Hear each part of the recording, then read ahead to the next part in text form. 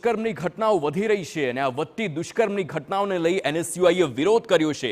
Gujarat university ખાતે એનએસયુઆઈએ વિરોધ પ્રદર્શન હાથ ધર્યું છે અને આ સાથે જ ગૃહ રાજ્ય પ્રધાનના રાજીનામાની પણ માંગ કરી છે। ઝઘડિયામાં દુષ્કર્મની ઘટનાના આરોપીને ફાંસી આપવાની માંગ કરવામાં આવી। વિરોધ કરતા એનએસયુઆઈ કાર્યકરોની પોલીસે અટકાયત પણ કરી છે। દિવસે રેપના પ્રમાણ વધી રહ્યા છે।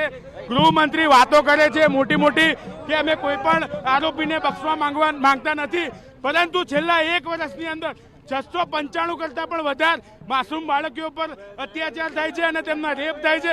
પરંતુ આ સરકાર એ મોટી મોટી વાતો કરી અને મોટા તેમના કામ બતાવવાની વાત કરે છે, પણ પરિસ્થિતિ સાવ વિપરીત છે અને લોકોને અને જે બાળકીઓ છે, જે ગુજરાતની જે જનતા છે, તેને ક્યાંક ને ક્યાંક સુરક્ષા આપવામાં આ સરકાર નિષ્ફળ રહી છે। તો ભરૂચના